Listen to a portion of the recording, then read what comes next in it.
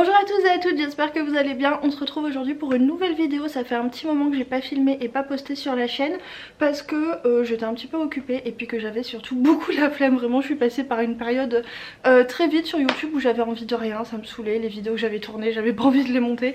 Bref, c'était un petit peu n'importe quoi et j'ai décidé de pas me forcer pendant quelques semaines. Mais me revoilà. On est tout début mai, je suis revenue du festival Westurland il y a 2 jours et autant vous dire que j'ai fait d'énormes, comment dire, en fait c'est même pas craquage parce que quand j'entends le verbe craquer, voilà, j'ai craqué pour des livres, je sais pas, j'imagine une petite coquille d'œuf avec un petit poussin qui sort doucement, voilà, et ça...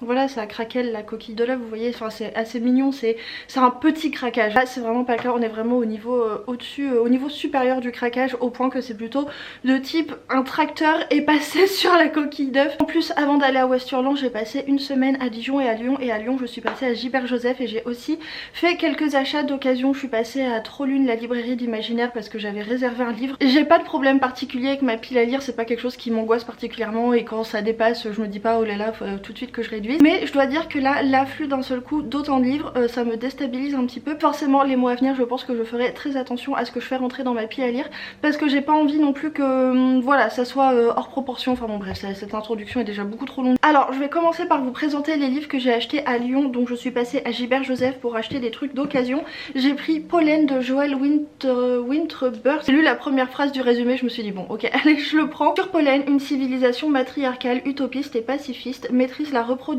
par manipulation génétique et gestation in vitro.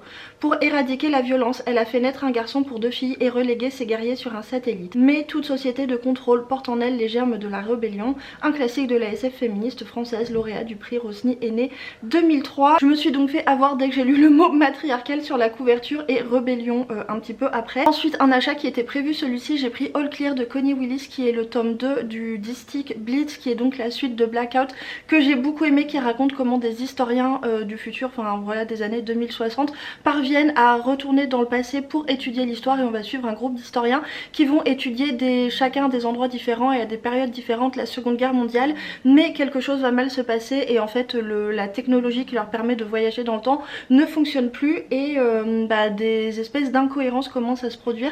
J'avais beaucoup aimé le tome 1, même si à la base, enfin alors que d'ailleurs à la base je suis pas fan du tout de Seconde Guerre mondiale, mais là je sais pas, ça s'était très bien passé.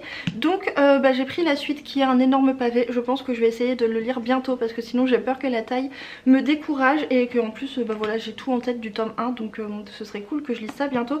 Il fait combien de pages? Ouais, il fait 900 pages et quelques. Alors ensuite 2 achats neufs toujours à Lyon. Je suis passée à la librairie Trollune pour récupérer l'intégrale 2 de Tyrannael de Elisabeth von Arberg. J'ai terminé l'intégrale 1 récemment et ça a été vraiment un très gros coup de cœur, donc je voulais absolument mettre la main sur l'intégrale 2, sauf qu'en fait il était annoncé indisponible sur tous les sites de libraires que j'ai regardé. Enfin bref, indisponible sur Amazon, indisponible sur la Fnac, indisponible chez les libraires indépendants, indisponible dans ma librairie de quartier, et j'avais perdu espoir de mettre la main sur ce tome 2 puisqu'il était introuvable. Par curiosité j'ai regardé sur le site de la librairie Trollune à Lyon, qui était donc ma librairie préférée au monde quand j'habitais à Lyon. J'habitais pas très loin d'ailleurs. D'ailleurs là-bas que j'avais pris l'intégrale 1 et je me souvenais parfaitement qu'il y avait aussi l'intégrale 2 à côté. Il y a un an quand même, donc je me suis dit qu'il serait plus disponible, mais en fait il était encore disponible, ou alors ils ont trouvé, ou alors ils avaient un deuxième exemplaire en stock, j'en sais rien, mais dans tous les cas ils avaient un exemplaire. Je me suis empressée de l'acheter en ligne et je suis passée le chercher quand je suis passée à Lyon, et j'en ai profité pour discuter avec la libraire, qui est une libraire qui est super sympa, c'est Anouk, et à chaque fois que je discute avec elle ça me fait découvrir des trucs,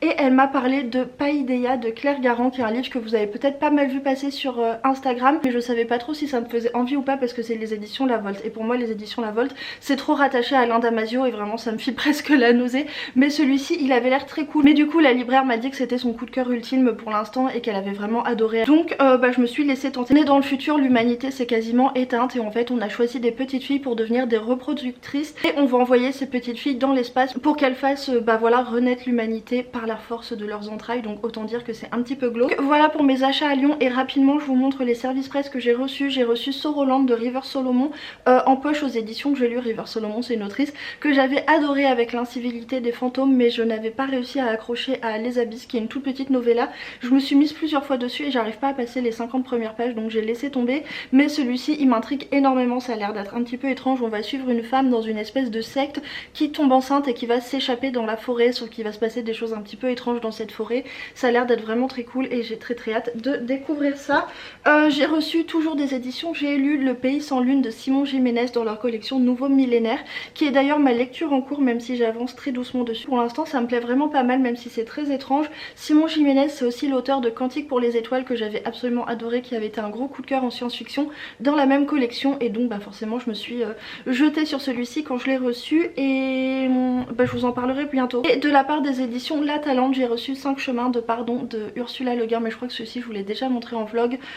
J'ai trop hâte de lire, pareil il est très court, de toute façon ça c'est ma priorité après Simon Jiménez. Donc voilà pour les services presse, et maintenant je vais vous présenter les achats que j'ai fait à Westurland. Il y avait quelques achats que j'avais prévus, je savais que je voulais prendre ces livres là, et il y a d'autres achats qui étaient totalement impromptus, mais écoutez, bah, c'est ce qui se passe en salon en général, les auteurs sont là, les éditeurs sont là, et moi je dois dire que quand un éditeur est passionné et qui nous parle d'un livre qu'il adore, bah c'est très difficile enfin je sais pas, ça me fait tout de suite envie, j'ai tout de suite envie de partager l'enthousiasme de la personne. Mais bref, alors du coup premier achat que je vous présente, celui-ci j'avais prévu de le faire, c'est Les Objets Maudits de Émilie Norxen aux éditions Les Trois Nornes. J'aime beaucoup la couverture, alors le premier roman de l'autrice j'avais pas aimé, comment ça s'appelait déjà?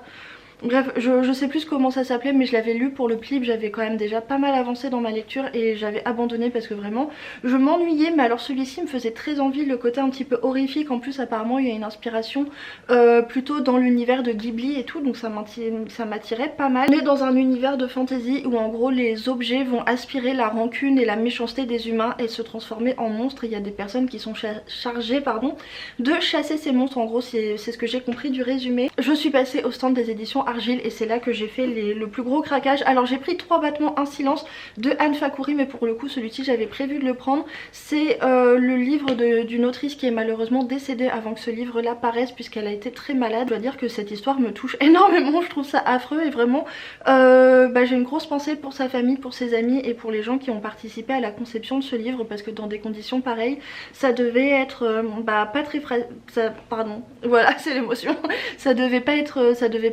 évident, et voilà, je trouve que c'est un livre du coup qui est particulièrement chargé d'émotions alors que je l'ai pas encore lu.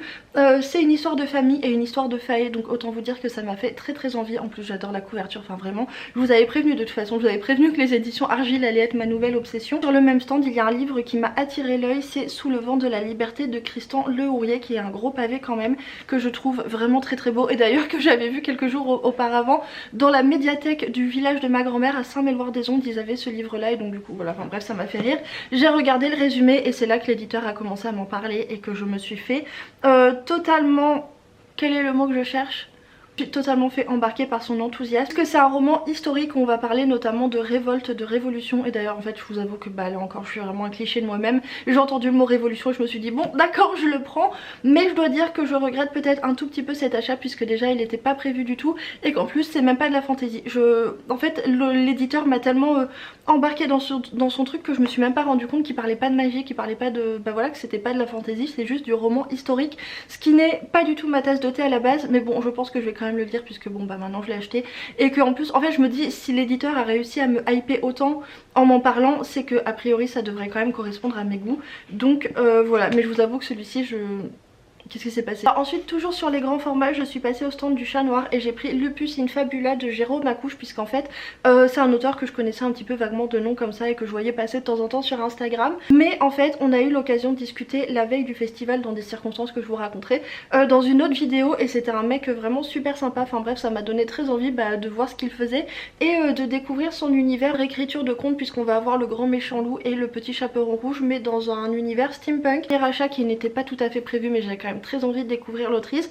J'ai pris L'Évangile selon Myriam de Katie Stewart, qui était donc la marraine de cette édition du festival, qui est donc une autrice que je connaissais pas du tout avant qu'elle soit annoncée comme marraine du festival. Et quand je suis allée regarder un petit peu ce qu'elle faisait, j'ai trouvé que ça avait l'air d'être vraiment très intéressant, et notamment elle a écrit un essai sur la science-fiction qui me donnait vraiment très envie, qui était d'ailleurs en avant-première au festival, qui parlait en gros de comment renouveler la science-fiction pour que ce soit plus une science-fiction blanche, masculine, viriliste, avec voilà une science-fiction des dominants, qui avait avait l'air d'être vraiment très intéressant et que j'ai failli prendre, mais je suis été raisonnable puisqu'en vrai les essais j'adore les avoir, j'adore regarder le résumé et feuilleter une page ou deux, mais je les lis très rarement, donc je me suis plutôt penchée sur sa fiction. Celui-ci me faisait vraiment très envie puisqu'on est sur un post-apo mais assez particulier. Je vous lis la première phrase du résumé.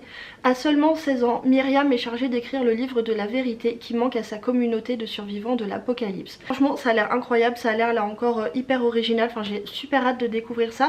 C'est très court et c'est dans cette collection de chez Nemos que j'aime beaucoup, qui est aussi la collection dans laquelle ils éditent Elisabeth von Arburg, qui était peut-être d'ailleurs aussi une des raisons pour laquelle j'ai craqué sur celui-ci. Et ensuite mes deux derniers achats de chez Westerland qui sont des poches, j'ai pris Thomas le Rimeur de Hélène Kushner au stand des éditions ActuSF, puisque comme pour 3 battements un silence de Anne Fakhouri, je l'avais repéré en faisant des recherches sur le sujet des elfes et des faées et il me faisait très envie. Hélène Kushner c'est une autrice que je n'ai jamais lue et qui est pourtant un petit peu une incontournable de la fantasy. Son plus connu c'est À la pointe de l'épée, qui est un roman voilà un petit peu de cap et d'épée, mais ça m'intéressait pas beaucoup. Celui-ci on va suivre un homme qui est coincé auprès de la reine des elfes, la reine des faées, je sais pas quoi.